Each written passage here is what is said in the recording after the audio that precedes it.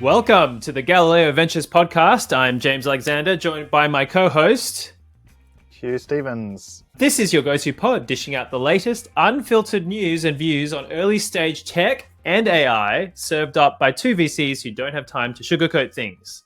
Now, we may not be master sommeliers, but we certainly know how to pick the right startup vintage. In fact, if our fund goes well, we should probably open up our own vineyard.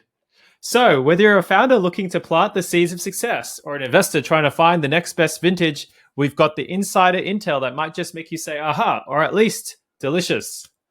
So did you ask ChatGPT for the most painful introduction possible?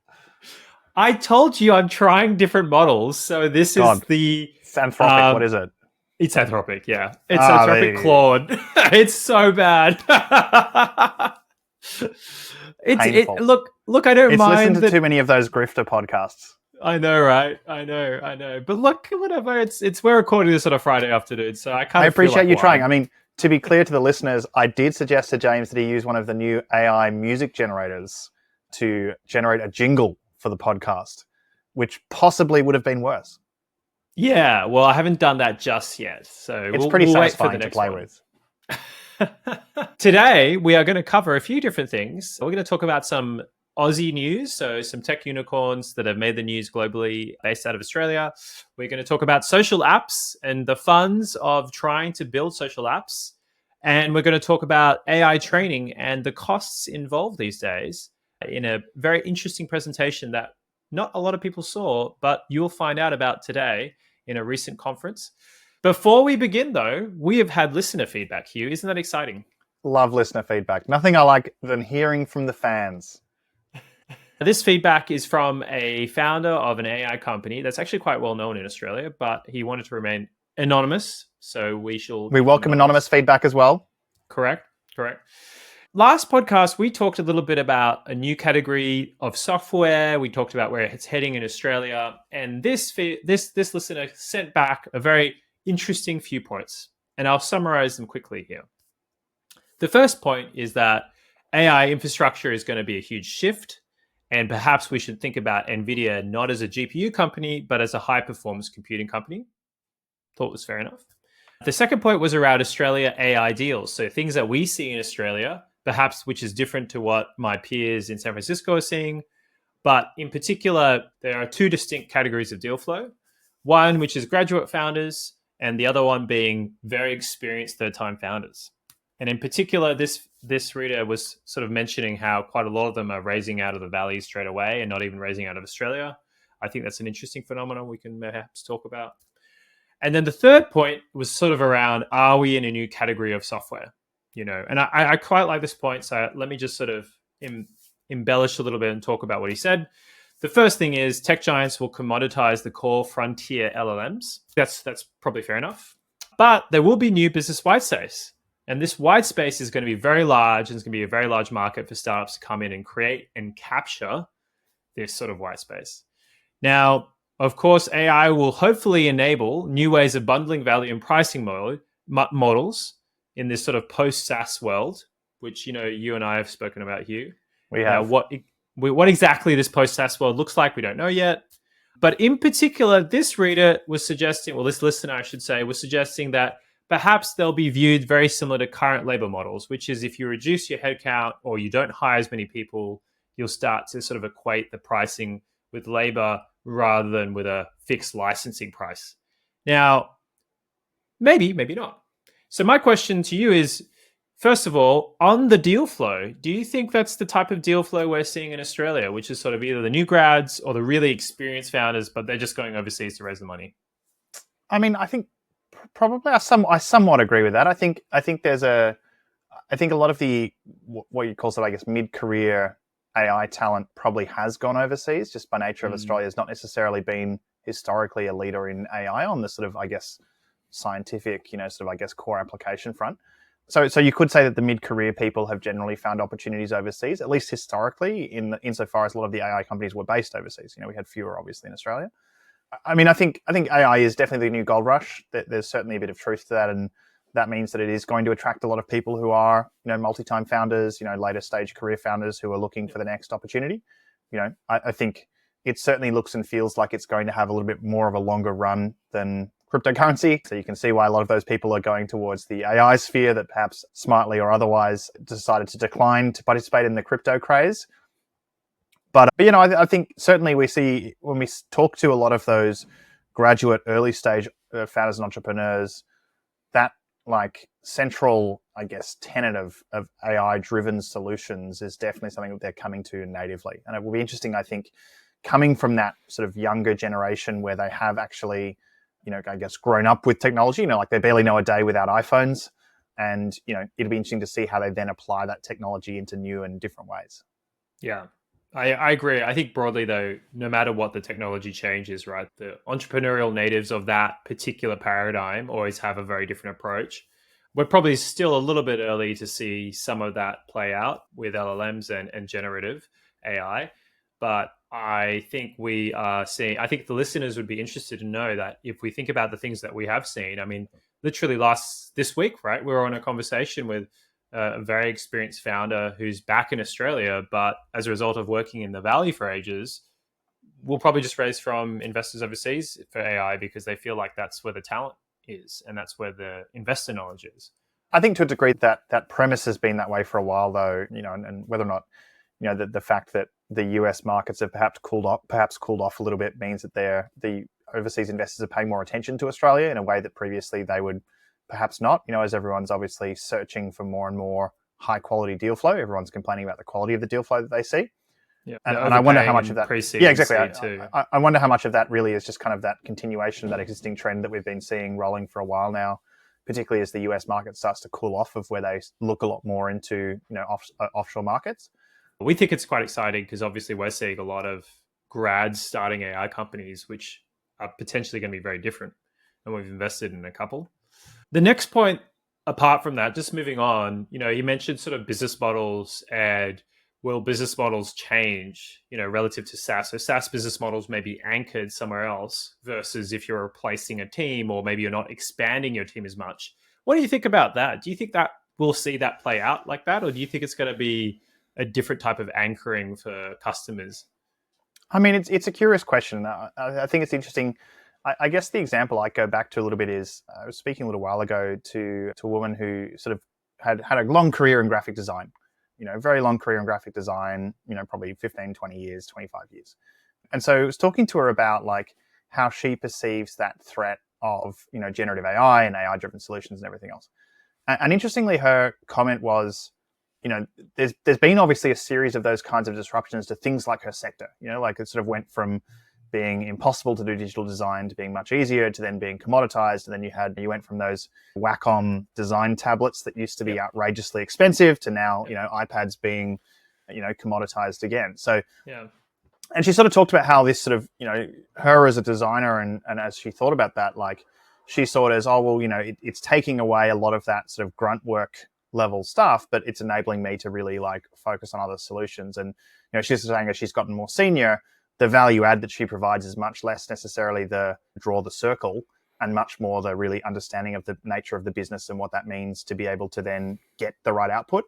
And I think when we talk about a lot of these AI solutions, yes, they're solving some of that low-hanging work and they're solving some of that work that is the drawing of the circle kind of level piece, or indeed making things substantially easier for a lot of that repurposing of content and all those kind of things that, perhaps in the past you put a junior graphic designer on, but they still miss that piece of, really in the graphic design context, like what's the business context? Like what's the brand? What are we trying to really communicate here? That's really, really hard to like, and the effort to actually brief and I guess like put it into a prompt, I guess, for like an AI solution is almost as much as actually having to learn it. Yeah, it is. In fact, so I think in that sense, like, do I think that these AI solutions are necessarily going to be treated as labor? Oh, I mean, again, like we haven't had a situation of where like Canva has gotten rid of graphic design as a profession. I don't think so at all. I think if anything, it's highlighted the differences between good graphic design and generic graphic design. Correct. And I think it's the piece of where it's enabled everyone to deliver the Microsoft Publisher level, Word document, which is amazing and commercially a fantastic outcome. But that doesn't mean it's killed the people who do magazine layouts. No, not at all. Not at all. It's sort of enabled a different class of them, which is very interesting to watch. I think it's too early to tell, obviously, where this will land, but how teams scale up resourcing is going to be an interesting pricing aspect I to mean, consider. I think the really interesting part of that though is actually is in spaces like I would say the place I would be most concerned in some ways is that software engineer space. And the reason I say that is because it's the kind of role that is for many businesses very, very expensive. And if you can drive a degree of efficiency in that sort of space, and suddenly you go from needing an engineering team of 100 to needing an engineering team of 50 or 60, that's a substantial saving. And I think, do I think there's going to be no software engineers at all? No, absolutely not. Like I'm not a believer in that theory of, oh yes, software engineering is dead.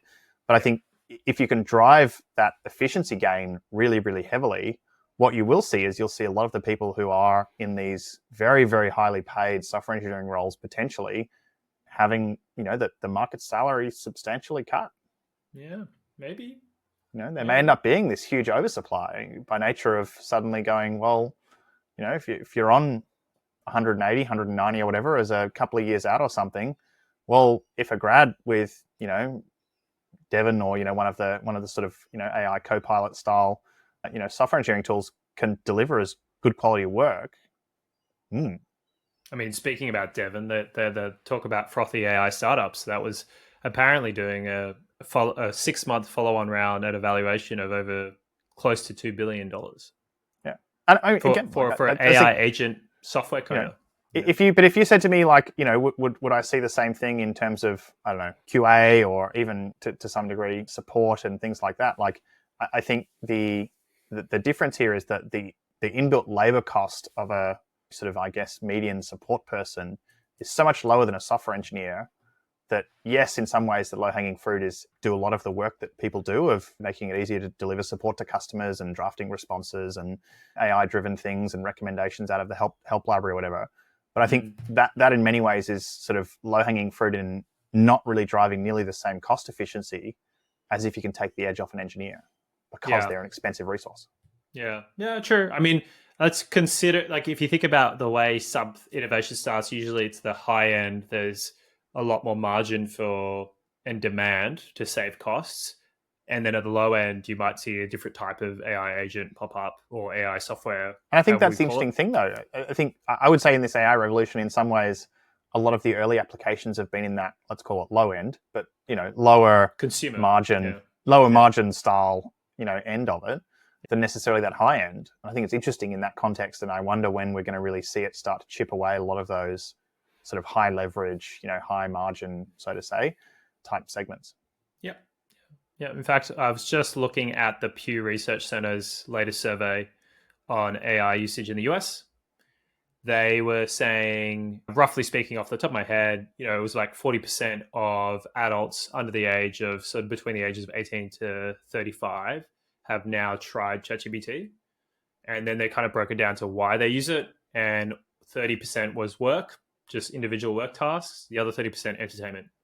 And so you can sort of see that usage starting to pick up for just little things by yourself. But then obviously that is not the same as replacing half your engineering workforce, right? But I mean, it is a really, like, I consider myself a fairly average software engineer in many ways. But, for instance, when I was investigating a production bug not that long ago, I could work out where the problem was, but I couldn't work out for the life of me how to actually fix it or what really the problem actually, I could just sort of narrow it down to the function that was broken, so to say. And interestingly, after then I was like, I'll just ask one of the, see if one of the engineers is online, ask one of the people who actually do this for work. I was like, what am I doing? Like, I just put it into ChatGPT. And oddly, it actually took a fair bit of work to get it to actually spit out a full function. Surprisingly, it gave a lot of educational, like, what I was seeking was here you go, copy and paste this code, and it's refactored to make it work. But what I instead got was a lot of explanation and then, like, enough code snippets that I would be able to copy and paste and then have to work out how to refactor all the other code, but didn't just sort of instantly refactor it for me. No. So I wonder when, it was right. The nice part was it was right. And by the time one of the engineers came back online from lunch or whatever, I had the solution, I had the PR, they could review it and, tick it off, whatever. But it was interesting as an experience because, I have an AI Copilot in my software IDE, I've got ChatGPT, but it was interesting because in neither of them could you really actually get it to get to that point of saying, hey, it could identify the problem and give you the framework for how to fix it. But for whatever reason, even after like multiple times prompting saying, give me the code I can copy paste, include the full function, include all of the references that were used in the original code, it would just give you like a commented snippet. Yeah, that's right. Yeah. I mean, this is literally, you're talking about what Devon is going to be designed to do, right? Yeah. Which is to spit out the code, test it for you, give you something you can copy paste rather than go through this rigor out about getting these annoying prompts about, this is an educational thing. You should double check the code and blah, blah, blah. But that's interesting. That's an interesting story, an interesting use case. Thank you to our listener for giving in this feedback. It was really great to see. If you have more feedback for us or thoughts or comments, please just send them through.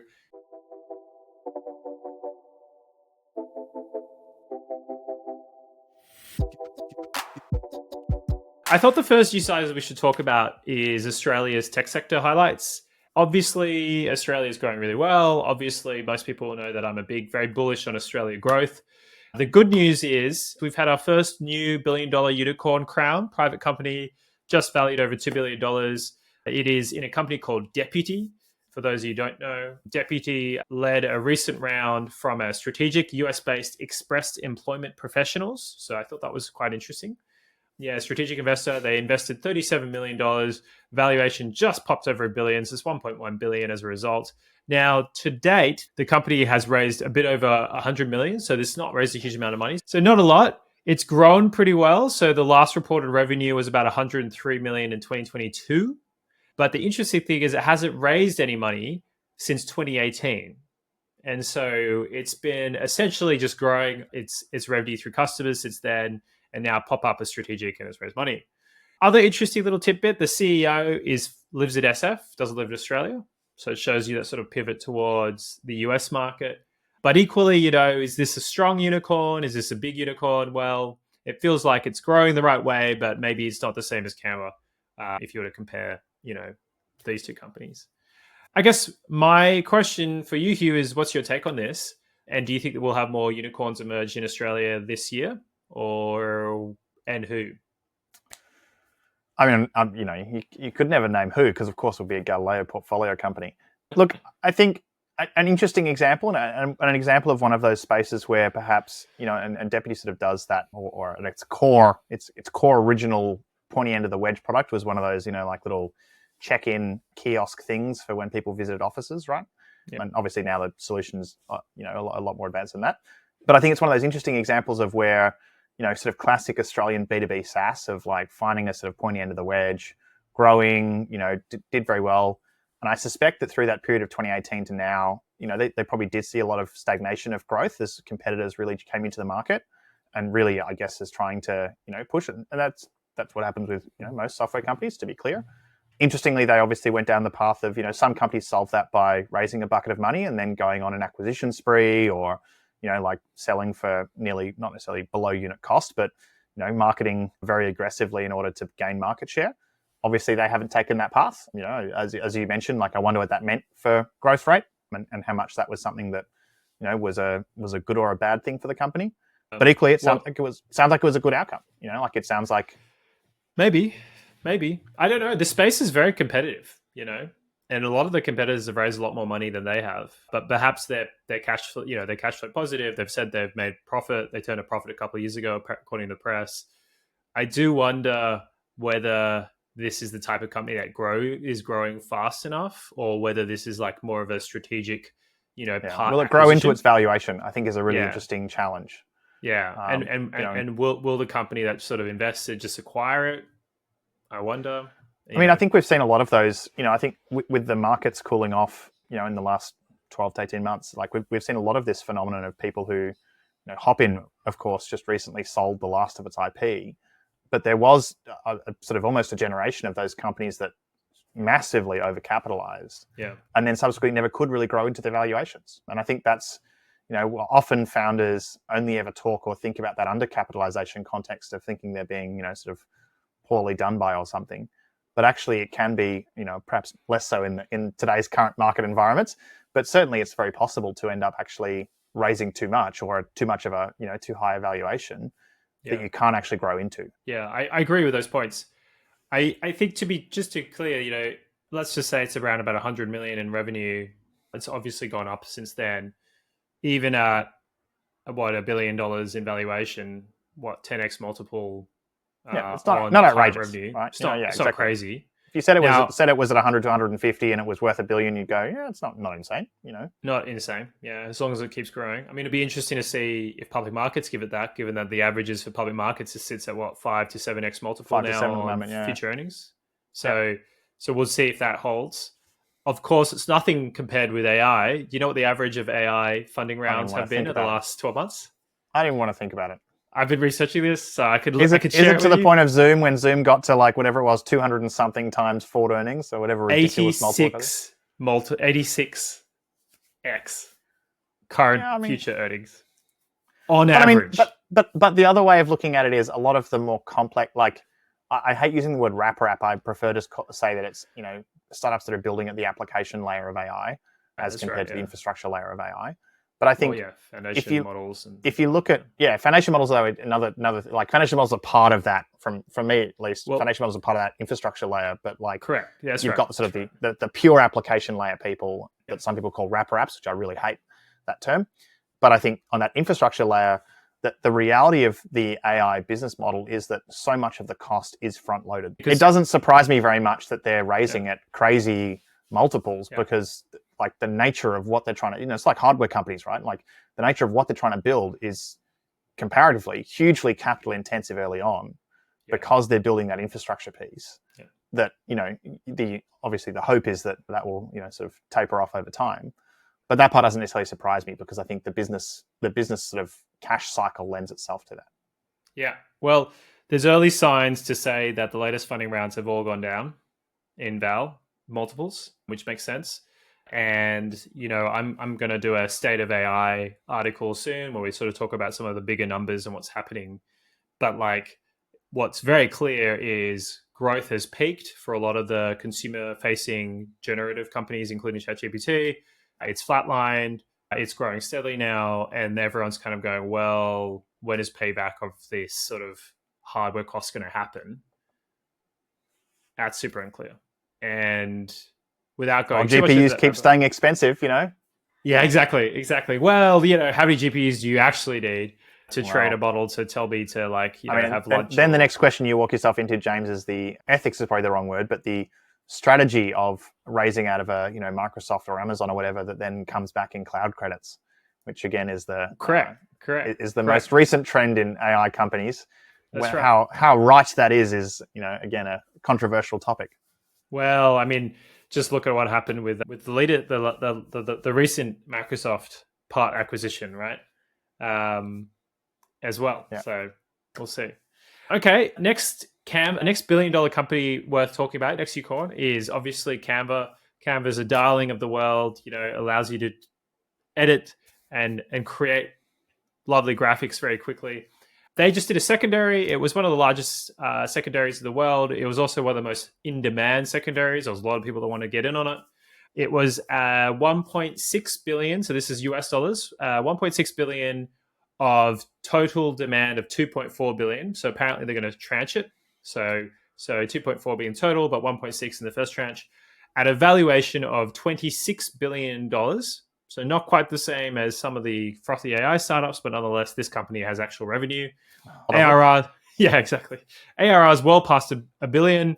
I believe it's actually past 2 billion now, which is pretty crazy. And in this secondary, 800 million went to Blackbird fund investors.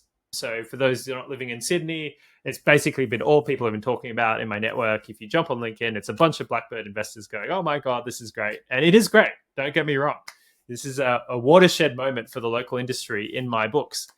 I guess the question I'll have for you, Hugh, right, is given this has just happened, right, and Canva is yet to IPO, what do you think the impacts in a market like Australia is, as well as how does this rank globally from your view? Yeah, I mean, look, great outcome for investors, for employees. I think it was very good of the company to, I guess, allow and enable and I guess facilitate that secondary. Of course, Canva was rumored to be IPOing this year. I imagine that after this secondary, they're going to put it off longer. The rumors is 2 years time. Correct. So, it was initially rumored to be this year, and now it's 2026. And, as one of my favorite journalists, Matt Levine, says, private markets are the new public markets. I mean, I think you've got to wonder at some point of where, of when strategically, again, there's no right answer here, but like when strategically is the right time to IPO, and like at what point do you take a company like Canva and you say, actually, this company can just keep doing these bizarre secondaries forever, and like as a result, it'll slowly turn over its shareholder base, but then it'll still have all of these weird and wonderful, I'm sure, conditions attached to various different share classes. Or at what point does it actually go, hey, you know what, like it's time to go public? And I think, perhaps from my point of view, and I'm sure other investors would absolutely disagree, and I'm sure the company would obviously disagree.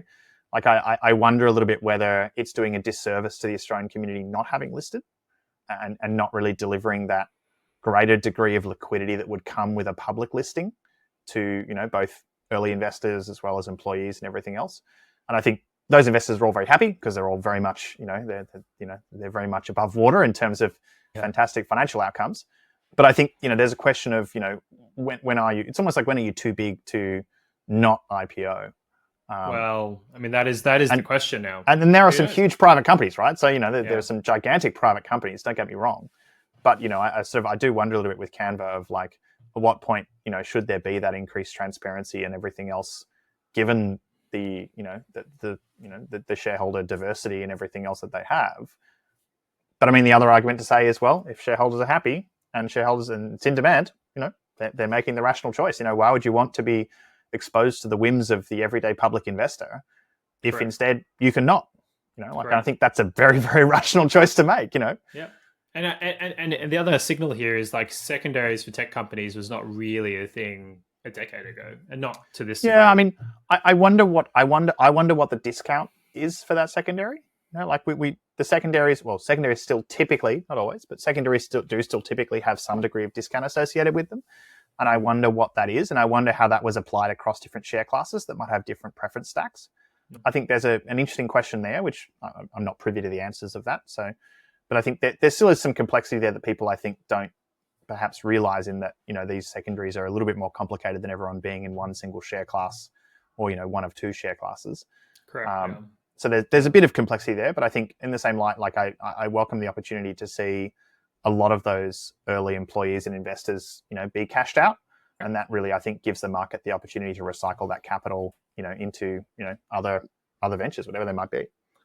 Galileo Fund 2. Galileo Fund 2, of course. Take your Canva exit and plow it straight into Galileo. That's right. We are calling everyone from next week onwards. Got your Canva money? Invested in a good place. No, correct. No, it'd be great. I think what we'll see is the housing price. I think that I was going to say that the joke everyone seems to be making is that it's going to be the Surrey Hills housing market first. Yeah, correct. I look forward to the dissections from Domain about like who's buying what. Do we think this will be the biggest secondary offering in Australia for a while, or do we think easily? You reckon? Yeah. I think as much as we might want to say that Australia produces all these unicorns, it's interesting because a lot of the Americans would say, "Oh, unicorn, it's not really, like they're like $100 million valuation companies these days. They're so easy to find." I think that Canva ultimately is a generational company, and like obviously we've had some, there's Atlassian as well, also relatively speaking a generational company, very different kind of generational company. But I don't think we're necessarily going to see a whole lot more. And I think that certainly with the market economics that there are now, you're going to have to be a very exceptional company to do a secondary offering of that size. Okay. I'm going to take the opposite view of this. I'm going to disagree with you. I don't always disagree with you, but I'm going to disagree with you here. I think this is just a blip on the way to a much larger tech company to be found in Australia. Okay. And the reason I'm going to say that is do you think that will be from an ex-Canva person that's cashed out? No, I don't think so.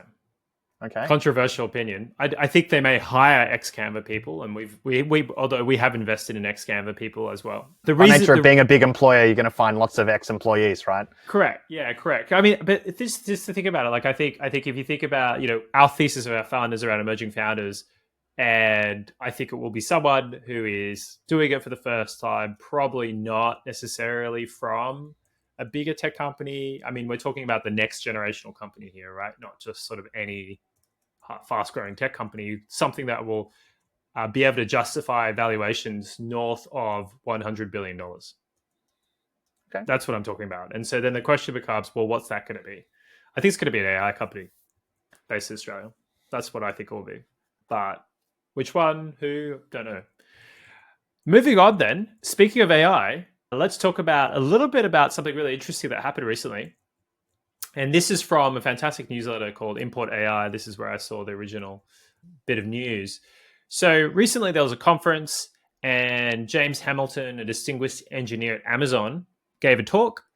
And in the talk, he talked about how Amazon recently completed a $65 million training run. Right? So it cost them $65 million. So it's a 200 billion parameter model trained on 4,000 tokens.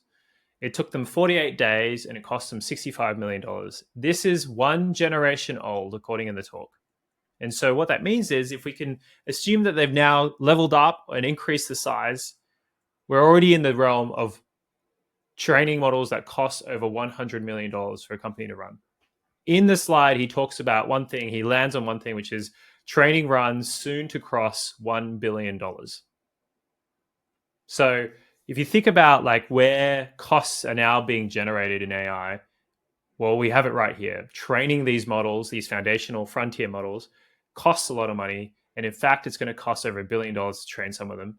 You know, the reason I bring this up is because one, I think it's really interesting and it's insightful to come from a company like, Amazon. So it's, a good source. So just sort of reported.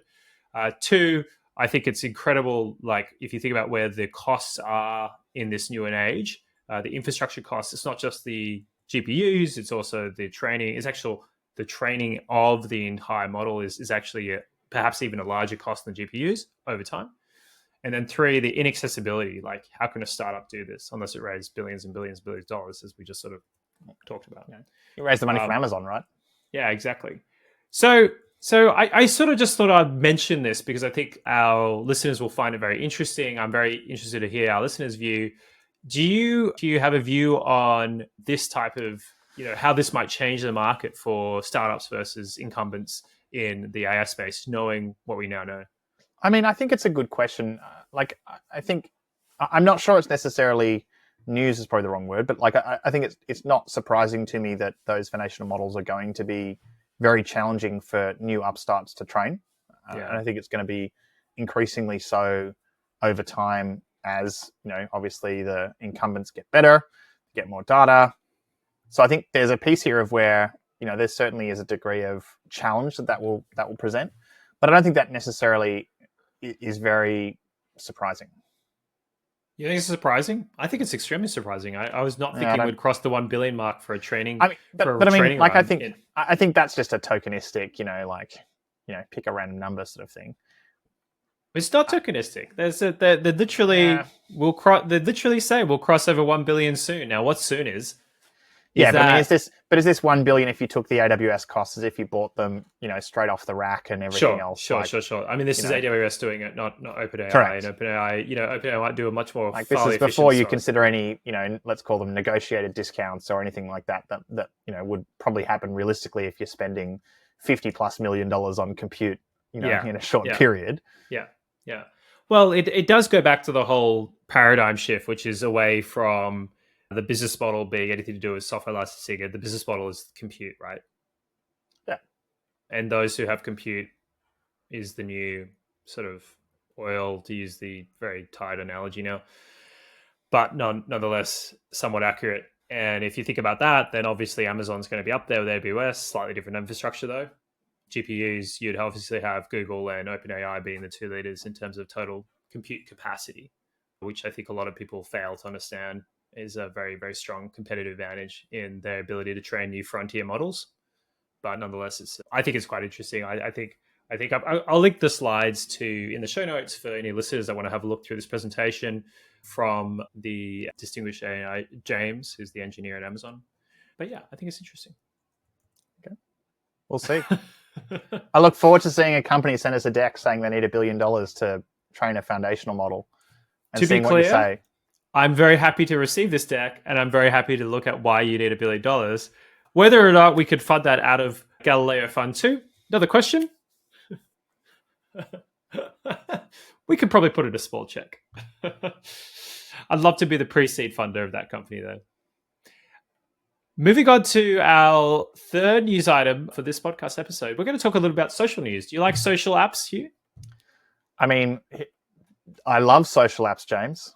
I think if anything, you're the one that loves social apps more than me. I think you're the one that has the most experience building for social platforms more than me. But not for consumers. True. It's very different building social apps for consumers. That's true. So I wanted to first touch on Sunshine by Marissa Meyer. Did you want to introduce this for us a little bit? Happy for you too, James. Okay. So Marissa Meyer, obviously famous ex-Yahoo executive. Before that, she was at Google. Launched a new app in America, mind you, called Shine. To quote a article from Platformer, for a brief moment in tech world last week, it felt like it was 2012 again. A new photo sharing app just launched, and everyone was talking about it. Now, the app was called Shine. It came out of her startup studio that she started 6 years ago, and it's safe to say that it was a complete flop upon launch, and perhaps Design Twitter may have had a field day in the screenshots and the design and the very, what I could call a boomer-esque approach to social apps. Now, this is deja vu for me. So for anyone that knows me, I used to run an incubator. One of our first startups back in 2012 was literally a photo sharing app. Right? Exactly. Everyone's done it. Everyone's done it. Yeah. It never seems to work, right? Like photo sharing apps for you to share photos with everyone at your event just doesn't seem to work. That's just not the way behavior works. Why do people keep trying this? Why did this app fail? Give me your view on this, Hugh. I mean, look, it's one of those things of where it seems logical and obvious. It seems logical, and I think it's such an interesting, to me, it's an interesting example of where in any other founder, no one would have probably looked at it. No, of course not. No, I wouldn't touch it. We wouldn't invest in it. Yeah, you wouldn't even heard about it, right? You wouldn't have even heard about it. But obviously, Marissa Mayer comes with her this sort of prestige of the experience that she's had, which is obviously at very, very large, quite late stage tech companies. How much value she actually generated is probably a question for another day. Yeah. But I think, was it not for that brand, I guess we wouldn't have even given it a second. But the interesting part about it, and I actually think one of the interesting people to follow on Twitter, now X, Nikita Beer, who sold the Gas app to Facebook and TBH as well. I think two social apps to Facebook. Yep. But he commented, I think, just today about his frustration with seeing people launch and announce, the Yelp for X, like reviews for X, reviews for friends kind of stuff. Yeah. And he talked about how the hard part is almost always people try and boil the ocean, and they try and be they try and do it for hotels and restaurants and blah and blah and blah and blah, and sort of, as a result, no one has that reason to go back. And I think one of the things with Marissa Mayer's thing was it was very much that it attempted to be that really generic social platform, that really generic piece of, hey, share your photos of the people you want, blah blah. It wasn't narrowly scoped to trip photos or photos at a party or photos, within, I don't know, your classroom. But and I think a lot of these social apps grow out of that narrowness, and that sort of narrowness and nicheness of the thing is what really gives it that sort of 0 to 1 flywheel effect.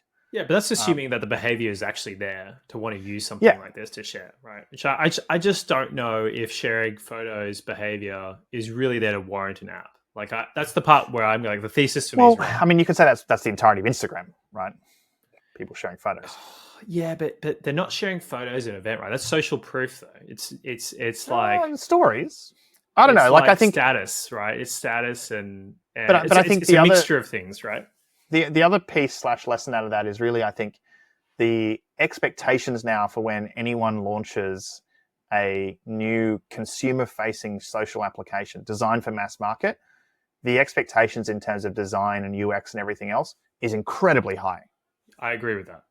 And this kind of very clunky, almost wireframe level design that was involved there just it just doesn't cut it anymore in that consumer world. That's right. The cost base for where the cost is in consumer is in very polished first versions, right? I think that's right. Whereas if you launch a B2B SaaS app, their customers will put up with a lot worse interfaces. The best early stage B2B SaaS apps are the ugliest things imaginable. Yeah. Well, consumers tend to not have that. It really was deja vu for me. The exact functionality is exactly what one of our startups built back in 2012, 2013 when I was running an incubator at the University of Sydney. And it's funny to see it come full circle. It's funny to see people try again. I don't know if you remember, at that time, back in 2012, Apple made a very famous acquisition with the Photos app, which I think then became actual Photos on OS, right? Or was it Photos, or was it became like the iCloud sharing Photos thing? Remember. Some part of that. One of the listeners can correct us, but but like that was also a similar vibe, right? Whereas you could share photos from events in a way that was controllable, as opposed to sort of more spontaneous, temporary, ephemeral, which is sort of Snapchat, Instagram stories, Snapchat, stuff like that. All of these, I think a lot of these photo sharing type things is that people make that classic mistake of thinking too hard and trying to give people these really nuanced controls. And I would say that there are many things that caused Google Plus, for those of us that have been around this world long enough, that caused Google Plus to be a bit of a total disaster. Google Plus, Google Wave. Remember the days of Google Wave? Slack before Slack was there. Google Wave. What talk about being ahead of its time? It was correct. It's interesting seeing some of those things keep coming up.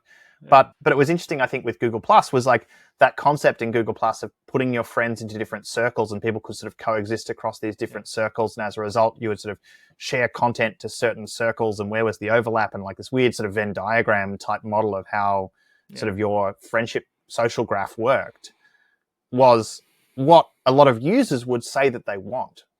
Yeah. But the reality is none of them want to actually do it. No, that's right. And that's my whole point of a behavioral thesis, right? There's like the aspirational aspect of it, but the reality aspect. Yeah, and I think that's where you look at a lot of these newer social app upstart type things, is that they typically don't have that kind of complexity. Even though if you asked a user, that's what they'd say that they wanted. Yeah, I agree. So moving on to another social app. So just on our theme of social, I just wanted to mention X, formerly Twitter. Still Twitter to me. I know, same. Go to my grave calling it Twitter. I can't call it. But Twitter, right? Now, Elon recently posted on the 4th of April a graph that showed a huge jump in traffic over a single month. Like we're talking like 1 billion visitors, right? Jump in traffic, saying that traffic on X reaches all-time high. I'll post the link in the show notes, right? Of course, it got wildfire. Everyone on Twitter was retweeting and all the Elon fans went crazy. Someone then dived into it. A reporter then dived into what exactly was happening here, because adding 1 billion visitors is not exactly anything.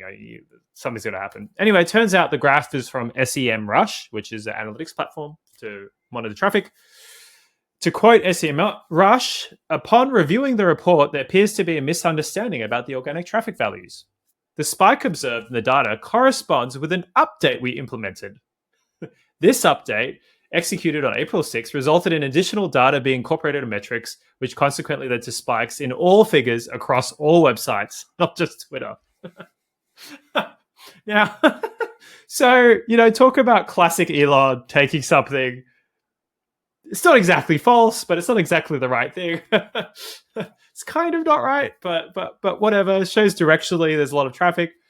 If we then look at Apptopia, SimilarWeb, App Annie, these other respected sources and sensor monitors, in particular Sensor Tower, which is the one that I think I typically have the most trust with. I'm not too sure what your views on that. I mean, they're all kind of chum factory, but yep. Yeah, sure. I mean, there's you take it with a grain of salt. Nonetheless, they all have reported a year-on-year decline of somewhere between 13 to 18%. Right. Which, if you sort of talk to me about it and Australia, and I said this last time recently on Twitter, which is, as a small country, it feels even more pronounced, the exodus of Twitter users. It really does. And I think they're all, in our industry, there really has just less usage, less eyeballs, less reach. I guess the other thing I just wanted to bring it up was like, it's quite hard, right, to know where this is heading. But even at that stage, Do you think Twitter is declining, and do you think Twitter will become irrelevant, or do you think it's got that staying power which social networks tend to have once they get into that dominant position? Yeah, look, I think Twitter has always been the company that somehow has survived despite having poor management forever. Yeah, it's probably a very good summation of it. Let's think about it. Like, the concept that at one point Jack was CEO of 3 companies, 2 of which are publicly listed. Insane. Wild, right? And you can't think that was good for Twitter's shareholders at that point in time. Like, absolutely come on. not. I don't know if anyone did think, and I think there's this piece of where it's this company that is a bit like a cockroach that just like it just can't be killed, and I think I'm so far from an Elon fanboy. In fact, if anything, I'm probably an anti-Elon person as a default nature. But I think the reality is he's come in and he's like cut headcount 60-70%. And everyone was like, oh, you're going to kill it. The company's going to die. It's not going to work anymore. There's still a lot of broken stuff in Twitter, to be clear. A lot of it is broken. It's not dead. No, it's not dead. And in fact, I still use it every day. Some communities absolutely have offboarded themselves. Like I think there's that group of people that have offboarded onto like the Mastodon Fediverse, as they call it, the Fediverse. I haven't heard that term before. That's what it's called. It's the Fediverse. There's a group of people that have gone off onto the Fediverse. There's a group of people that have gone off onto, into different networks. I think, Facebook's WhatsApp communities, for example, I think is also an interesting play. I think that's also to try and sort of, I guess, counteract against Facebook groups. But, there's a series of threads. I mean, don't know if anyone's on that, but look, it's part of the Fediverse. It will soon be part of the Fediverse. Okay. Or allegedly, it will soon be part of the Fediverse. Correct. But, I think despite all of this, and, like there's rumors that TikTok is building a Threads/Twitter, sort of knockoff equivalent. Despite all of this, the number of people that have tried to have a go and take Twitter's strange crown for what it is, it's still there. And the number of people who are just sort of say, oh, I'm leaving Twitter because of XYZ, blah, blah, blah. They leave and they come back again. They come crawling back. And I don't know what it is. It's like you just, something maybe very this time's strange. Different. Maybe this time's different here. Maybe it is. Maybe it is. I mean, just to be clear, I mean, I've been a pro subscriber sending Daddy Elon money every month for the last, I think, 4 months, 6 months. And I just quit because I just didn't see the value, right? I mean, there's some cool little features, but there was some bunch of stuff broken and other things didn't really work. But like, I was just like, I don't need it. It's really more like a charity donation than it is really a purchase of services. I was hoping I'd get like somehow magically more reach, but then it turns out the blue tick is actually not that great. I don't really want it. I don't care. I don't have to need it that much. And custom bookmark folders are fun, but I don't care that much. Anyway, so I was a premium. Now I'm back to free. I think the thing that's interesting is that certainly one of the things that I've observed about my Twitter usage is that there's two, for those who aren't Twitter people, there's two sort of feeds. There's the sort of For You feed, which is the algorithmic stuff that's recommended for you, both the people you follow and people that are sort of in the second hop away. And there's the following feed. That's just the people that you're following. That's just directly chronological. And for whatever reason, the app keeps defaulting itself back to the For You feed. Yeah. And what's interesting to me is so much of that content is like what I would call that just like painful LinkedIn content.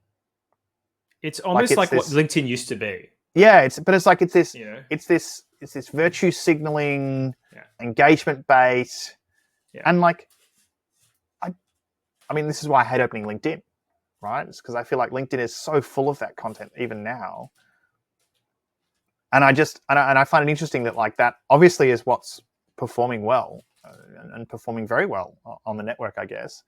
But I can barely use that, even though when I will entirely admit that when I get on that For You thing, I sort of almost like hate scroll through it for a depressingly long time. Hate scroll. Because I think to myself like, going, oh my God, I cannot believe these people talking about how amazing they are when they really haven't achieved very much. Oh, harsh. Well, like it's just... You can really see that like that circle jerk community approach. 100%. In some ways. Yeah, of course. And the echo chambers in action. I think as a LinkedIn poster myself, right? I gotta say, I feel like the algorithm's got a lot better on LinkedIn. It's starting to surface like much better stuff, at least for my feed. But for sure, LinkedIn has a weird kind of subculture of like just the kind of the startup bro, corporate bro, like corporate hustle porn culture. Like I don't know. Yeah. I'm so allergic to that kind of posting. Yeah. Partly, I think because everyone that I know that perhaps lives or operates that way, they don't have time to fucking post it on LinkedIn. Sure. Well, but this goes back to the whole thing, which is like if you're really posting and spending a lot of time blogging, you're probably not doing the most interesting work, right? And this is where Twitter has a bizarre niche in AI researchers, which is you actually can get really interesting information from AI researchers on Twitter, on X, right? Which I can't get anywhere else. And I think that's super fascinating. So that's an example of pro Twitter, I guess. If I kind of take a step back here, there's another thematic here, which is, are we at the end of social media products? Do we think people sort of moving beyond this novelty factor of going, oh, my friend posted something, does it really matter? Like, do we think that they're really just becoming a different form of media blogging versus an actual kind of like, I talk to my friend on here? I've been thinking about this a lot. I don't have an answer. I'm just I thought I'd throw it out there, given that, people talk about Twitter's decline. What do you think? I think a lot of these things are just becoming media platforms as opposed to actually like a way for me to talk to friends, unless they bought, a messaging platform or something like that. There are friends of mine that I still do message almost exclusively through Twitter, which is probably Correct. Just out of force of habit. Like there's certain channels that you get used to messaging certain friends through and you just keep using them for whatever reason. Look, I think, I don't know, Twitter, Twitter is really, it's just the company that just keeps going. And I don't think it has really become that much of a broadcast platform to that degree. Like I think things like Substack have kind of taken that sort of opportunity of that broadcast style platform. I certainly haven't observed within the people that I know that it suddenly is just purely a broadcast outwardly facing channel. Yeah, sure. There's still discussions that happen. Thank you everyone for listening. Before I finish up, I just wanted to mention we have our first founder interview coming out on the pod. We are going to release that episode really soon, and it's with Relevance AI, which is our first investment out of Galileo Fund 1 and one of the sort of most talked about AI companies in Australia, doing a lot of interesting things in agents. So keep an eye out for that. Otherwise, if you've enjoyed this episode, please share it with a founder or investor or builder that you think would benefit and would enjoy this. And finally, subscribe on Spotify, Apple, YouTube, and give us a rating. Hugh, what's your last outgoing thoughts for anyone listening? Go ChatGPT. Thanks. It's almost like ChatGPT wrote that. Thanks for listening, all. Have a great weekend and see you all soon. See you soon.